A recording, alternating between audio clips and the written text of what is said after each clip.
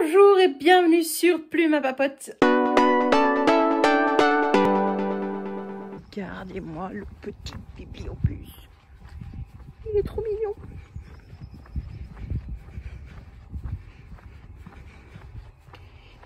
Il est mimes. Si vous avez regardé mon précédent bibliovlog, vous voyez que le cadre n'a pas changé. J'ai juste changé de main pour tenir l'appareil photo. Non, pour tenir mon téléphone pour vous filmer cette intro. Et Kali est toujours là. Hein. Oh, on dirait un petit ange. Comme c'est beau le soleil. Eh bien, bienvenue dans cette vidéo, donc ce troisième bibliovlog sur la chaîne.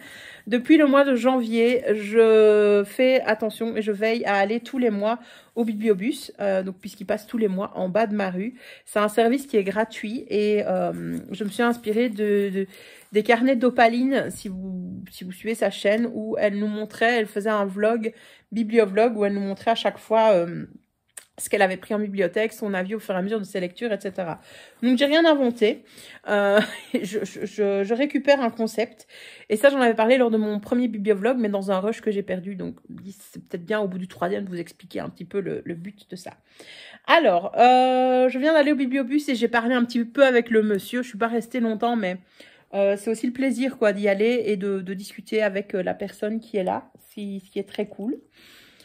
Il est très gentil et je trouve qu'il a le meilleur métier du monde, comme je lui ai dit.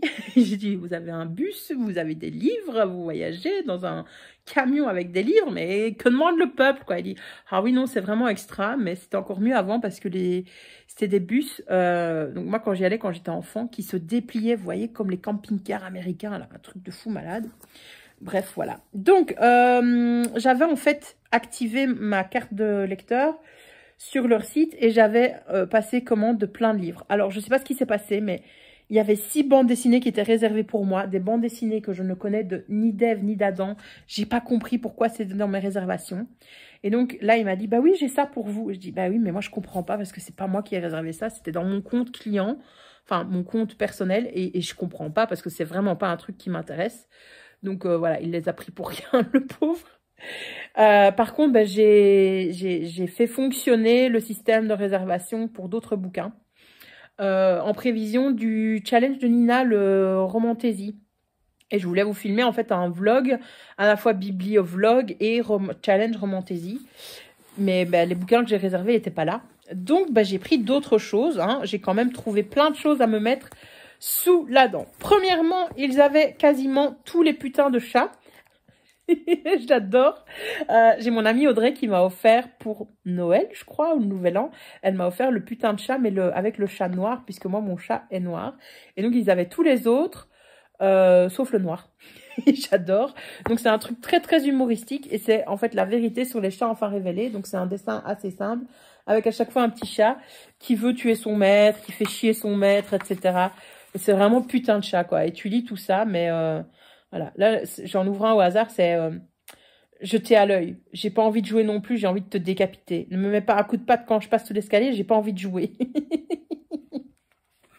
C'est un chat sadique, voilà. Donc j'ai pris celui-là, je vais le mettre dans mes toilettes et lire ça. J'ai trouvé dans les poches, parce qu'ils ont quelques poches, un Steinbeck. Donc, à l'Est d'Éden, j'ai juste lu Des souris et des hommes de cet auteur, qui est tout petit, qui se lit très vite. Celui-là, c'est une bonne précasse et c'est un classique donc de la littérature américaine. Donc, je me devais de le prendre vu ma passion pour la littérature anglo-saxonne. Donc, voilà. Toujours dans les poches, franchement, j'étais là. Oh, un totem. Le monsieur s'est retourné et se demandant de quoi elle me cause. Ils avaient...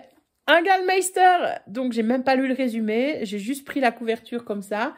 Et donc c'est Boston Terran, méfiez-vous des morts. Et je vais peut-être enfin pouvoir commencer le challenge Gallmeister grâce à ceci. Allez savoir. Ça a l'air d'être un policier, hein, vu la couverture. Quelle superbe couverture. Mon Dieu, que c'est magnifique. Il y a un cadavre, hein, mais j'adore les totems. J'adore, j'adore, j'adore. Donc, c'est vraiment cool qu'ils aient aussi des poches, puisque, comme vous le savez, moi, c'est le format dans lequel je préfère lire. Alors, pour la suite, je me suis dit, essaye quand même de coller le plus au truc roman fantasy. Fantasy roman. Comment ça s'appelle, Nina? Je sais plus comment ça s'appelle ton challenge. Et donc, j'ai été voir du côté jeunesse. Et ils avaient... Franchement, je l'ai pris un petit peu par hasard. Parce que ça collait, elle me dit, ouais, prends ça, pourquoi pas. J'ai même pas lu le résumé, donc voilà. C'est un Villainous, hein, je pense, c'est les Twisted Tales. Ce monde qui est le mien. Et si Meg pouvait rejoindre l'Olympe. Je sais que c'est des bouquins qui ont parfois des bonnes critiques, parfois des mauvaises, etc. Très honnêtement, c'est le genre de truc que j'ai pas envie d'acheter et de dépenser des sous pour acheter ça. Je sais pas combien ils coûtent. Ils ont mis le prix, ils ont mis leur étiquette sur le truc du prix. Mais oui. Enfin voilà, je pense qu'en fait, c'est les réécritures des histoires des méchants. Et donc je me dis, bah voilà, écoutez, c'est un jeunesse, ça se lira vite. Ça rentre dans la fantaisie, non? Nina, de toute façon, a dit qu'on pouvait tricher. Voilà. Alors, je suis tombée aussi là-dessus. C'est un PKJ, donc c'est aussi un jeunesse. Margaret Owen, Merciful Crows. Et c'est le tome 1, La voleuse d'os. Je connais pas du tout, mais je trouvais que la couverture était assez canon, etc. C'est à partir de 13 ans. Je viens de voir là comme ça. Je n'ai aucune idée de quoi ça cause. Donc, mais je trouve ça beau. Ouais, c'est écrit grand, ça se lira vite. Et ça va sûrement rentrer dans le fantasy. Dans le Fantasy Challenge. Roman fantasy. Je me saoule à pas savoir comment ça s'appelle.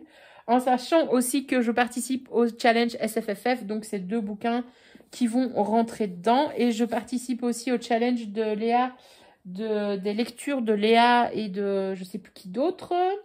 Et donc, le but, c'est aussi de lire des fantastiques et fantasy. Non, pas de fantastique. Si, Fantastic Fantasy. Et alors, celui-là, je ne pouvais pas ne pas le prendre. C'est le dernier Maxime Chatham, L'Illusion. Il sort en poche ce mois-ci. Je pense qu'il est sorti. J'avais envie d'aller me l'acheter pour qu'il aille dans ma collection. Mais écoutez, je viens de le voir là au Bibliobus. Et donc, voilà, moi, j'ai toujours aimé les Maxime Chatham. J'ai jamais été déçue par un de ces bouquins. Les derniers, je les ai beaucoup lus en livre audio. Donc, voilà, je me suis dit que ça passerait bien. Et comme vous pouvez le voir, donc j'ai pas pris de livre audio cette fois-ci parce que j'ai Tess d'Uberville sur mon téléphone grâce à Spotify qui est la lecture commune du challenge de Rouge Pingouin, Cups and Books et de je sais plus qui. Je retiens jamais son pseudo à l'autre fille, je suis désolée, sur Instagram. Donc voilà, je pense qu'avec ça, j'ai de quoi faire. Même si c'est pas les livres que j'avais réservés. Qui sont arrivés. En même temps, je m'y attendais, hein, parce que je les ai réservés la semaine passée. Faut les faire venir du fin fond de la province du Luxembourg, qu'ils aillent tout en haut de la province, et puis qu'ils aillent dans le bibliobus. Enfin, ça me semblait court, hein, comme délai pour les rapatrier et que je les ai.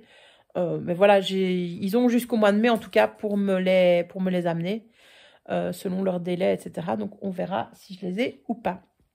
Et écoutez, comme ma dernière lecture n'était pas folichon, hein, je vais continuer une autre de mes lectures sur Liseuse, là, qui est une romance, donc il n'y a rien à voir avec ce bibliovlog.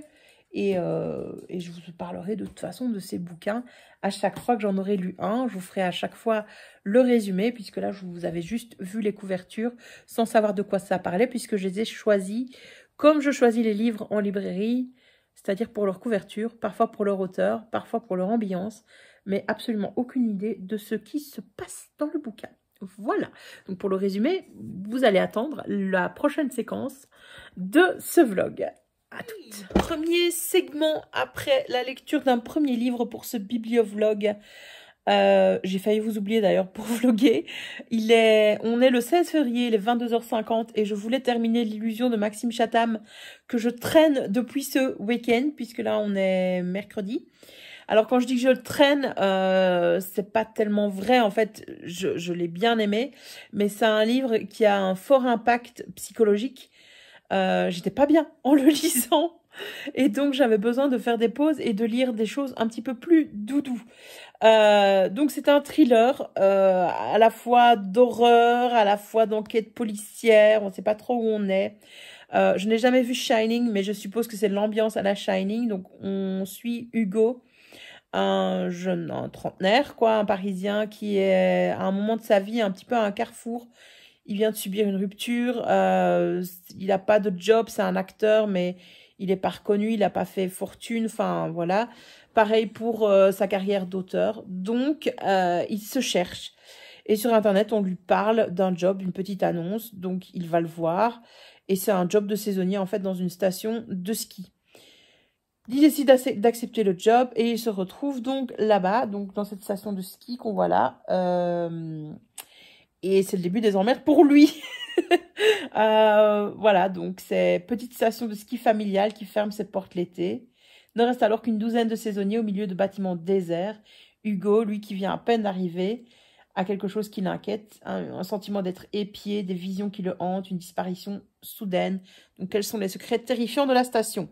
Donc c'est un huis clos avec quelques personnages, notamment notre personnage principal où c'est pas trop en fait, le doute subsiste jusqu'à la fin. Est-ce qu'il se fait des films ou pas du tout? Donc pour ça, c'est vachement réussi. La plume de Maxime Chatham est toujours aussi efficace. La preuve, c'est que j'étais pas bien en lisant ce roman. Souvent, j'écoute les livres de Maxime Chatham plutôt que les lire. Là, je l'ai trouvé au Bibliobus, donc je l'ai pris comme ça dans ce grand format. Et heureusement que je l'ai pas écouté parce que j'aurais pas été bien, franchement. C'était très malaisant, voilà. Je trouve qu'il a touché à ces visions, vous voyez, d'horreur. Et il les parsème comme ça. Donc, Hugo est plongé dans ses tâches quotidiennes. Et puis, bah, on a ces moments d'horreur où il imagine, bah, par exemple, la tronçonneuse qui s'enfonce dans le ventre de son interlocuteur, etc. Et je sais pas vous, mais moi, j'ai quand même une imagination qui est pas trop mal, hein. Je me suis déjà foutu la trouille à moi-même.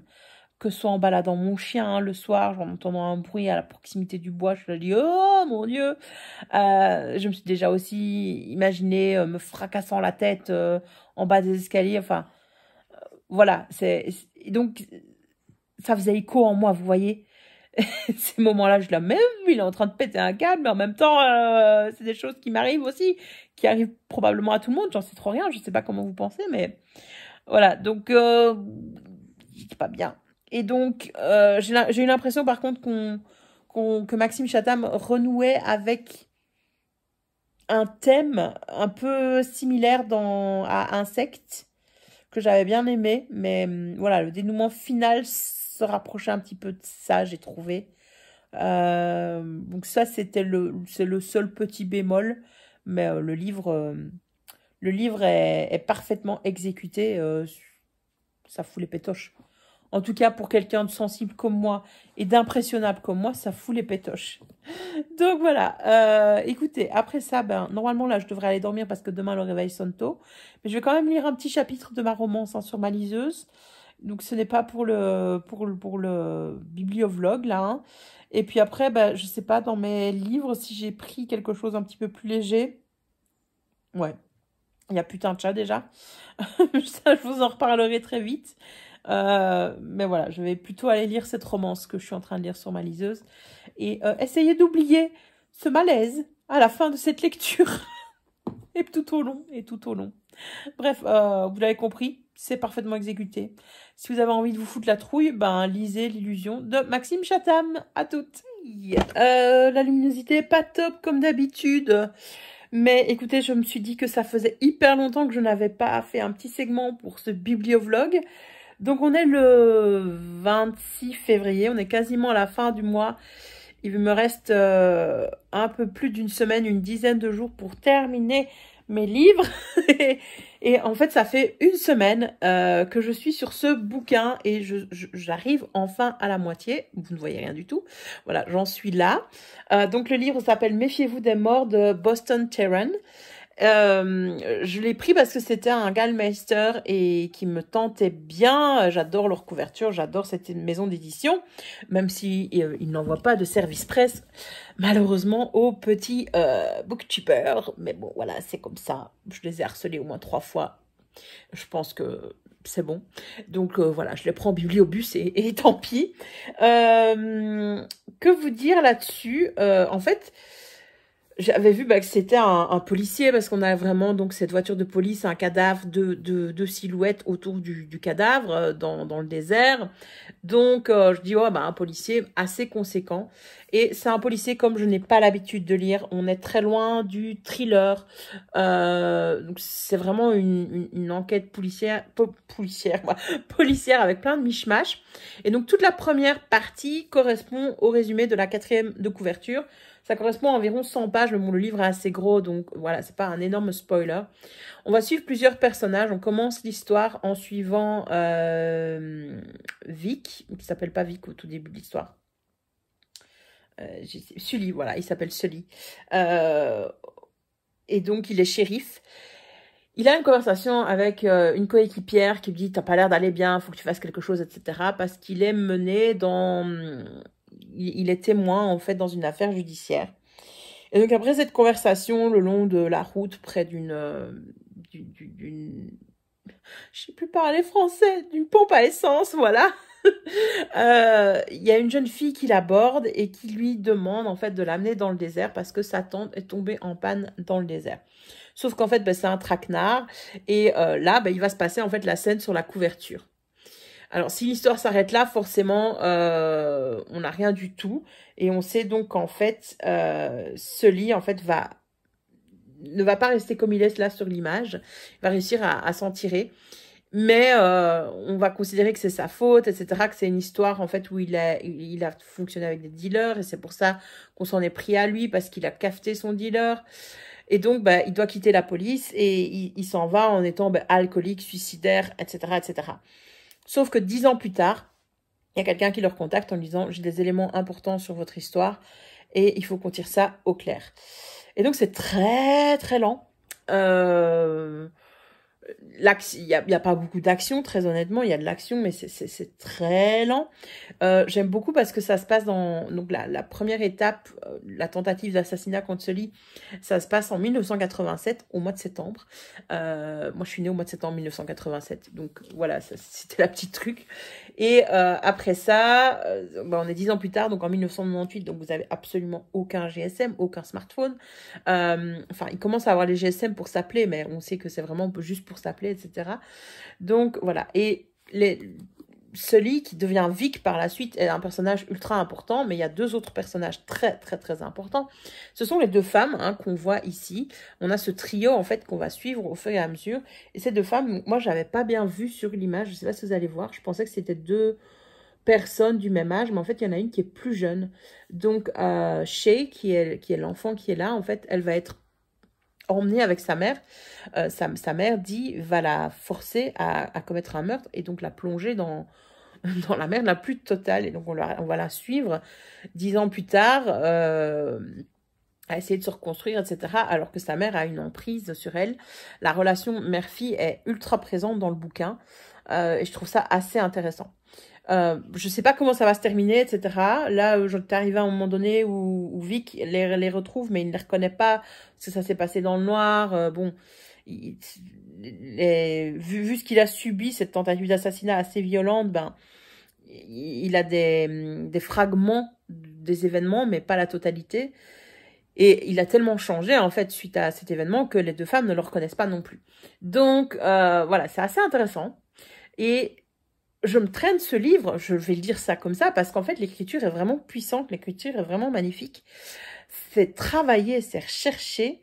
Alors, il n'y a pas de description pour avoir des descriptions, mais c'est plus qu'efficace parce que ça a un petit côté vraiment... je sais pas je vais pas dire désuet, c'est pas ça, mais c'est vraiment recherché. C'est vraiment un style assez soutenu. Donc voilà, un policier qui continue de m'intriguer, même si je suis arrivée à la moitié. Je me demande vraiment comment ça va finir. Honnêtement, là, je l'ai commencé sur une semaine qui était hyper chargée pour moi, professionnellement parlant. Et donc, j'ai eu du mal à y consacrer de l'attention. Et je le ressens maintenant parce que je suis là au milieu de l'histoire en train de dire, attends, c'est déjà qui, lui? Pourquoi c'est important, etc. Et donc, je me pose des questions pendant que je lis, parce que le début de la lecture n'a pas été ultra efficace de ma part. Donc, je dirais que c'est un bon bouquin, mais il faut avoir toute sa tête pour le lire, quoi. Voilà où j'en suis, et je vous dirai à la fin si j'ai bien aimé ou pas, mais pour le moment, oui, j'aime bien. C'est juste que je l'ai commencé à un moment donné où j'aurais pas dû le commencer. J'aurais dû prendre un des Young Adult que j'avais pris au bibliobus. Ça aurait été vachement plus léger. Et voilà. L'autre lecture que je me traîne aussi depuis 15 jours maintenant sur ma liseuse, c'est Vérité Première. Je l'ai commencé début du mois, je crois. Et je l'ai laissé tomber, etc. J'ai enfin passé les 50%. Je sais même plus de qui c'est. Et donc ça, c'est pas pris au bibliobus. C'est un livre que j'avais acheté il y a des années avec ma première liseuse. Et voilà, c'est de la fantaisie, mais c'est pour le moment pas de la très bonne fantaisie, j'ai envie de vous dire. Dans le sens où c'est vu et revu. Et donc voilà, je m'embête un peu dans cette lecture. On va voir, maintenant que j'ai passé la moitié, si ça bouge un peu. Et j'aimerais bien finir ces 2 bouquins pour demain, mais écoutez, ça me fait encore beaucoup de pages à lire. Et j'aimerais bien les finir pour les comptabiliser dans le challenge auquel je participe. Parce que sinon, je vais pouvoir mettre qu'un seul livre cette semaine. Ce qui n'est pas énorme, hein. Pas énorme du tout. Et je remarque que ce segment fait 12 minutes. Est-ce que vous allez à nouveau vous retrouver avec un vlog de plus d'1 heure? Très certainement. Donc voilà, comme je vous ai tout dit pour le moment sur cette lecture, je vais vous laisser et me replonger dedans en espérant bien l'avancer, bien l'entamer pour la finir demain. Allez, à toutes. Hey, je ne filme pas là où je filme d'habitude. Je viens d'être super gênée de vlogger parce que je viens de me garer dans mon village. Hein. Je suis sur le parking où se trouve le bibliobus. Il est là derrière moi, mais avec le soleil, vous ne voyez pas. Et il y a un monsieur qui est sorti juste au moment où je commençais le segment. Alors, on est le 9 mars. Je n'ai pas lu depuis le 9 mars les livres du bibliobus. Sauf là, avant de venir, en 10 minutes, un quart d'heure, putain de chat de K. Non, de la puce. C'est un petit livre humoristique en fait avec plein de petites, voilà, des petites images comme ça et des petits sketchs sur un homme avec son chat. Là, son 2e chat parce qu'il en a adopté un blanc. Et son chat en fait est un véritable sadique. Un véritable connard, hein, on peut le dire. Mais celui-là, en fait, est triste. Donc, attention, si vous prenez le putain de chat blanc, c'est un petit peu triste.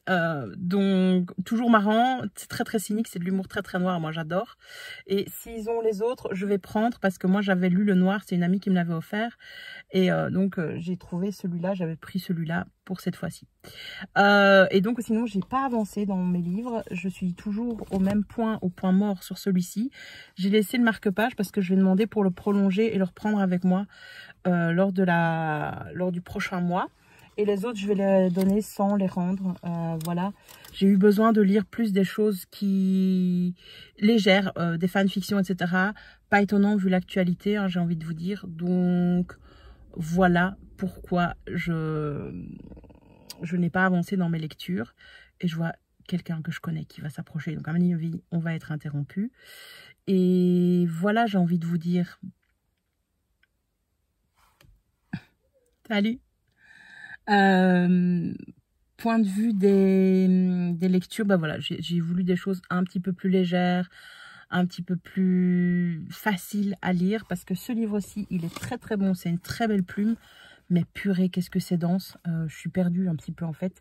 Et comme j'ai mis 1 mois à le lire, 3 semaines, je suis pas très loin. Donc j'espère que je vais pouvoir le prolonger et peut-être me replonger dedans. Et les autres, le Disney que j'avais pris et le Young Adult, franchement, c'est pas un drame que je les lise pas. Ça me fera du bien de les rendre et de m'en débarrasser. Et voilà, écoutez, je vais aller au bibliobus et je vais conclure ce vlog ici qui n'aura pas été très très riche. Même s'il est long, j'ai l'impression que j'ai parlé pour pas grand chose. En espérant que le prochain vlog, bibliovlog, vous plaira et qui sera un petit peu mieux. On verra bien. En tout cas, je vous remercie pour l'accueil que vous faites à ces vidéos et aux commentaires que vous me laissez. Apparemment, ça a l'air de vous plaire alors que je suis hyper naturelle et ainsi de suite. Donc, voilà. D'ailleurs, je reviens toute transpirante de ma petite séance de sport. Et là, je vais rejoindre et aller choisir ces livres. J'espère qu'ils ont ceux que j'ai réservés, mais on verra bien.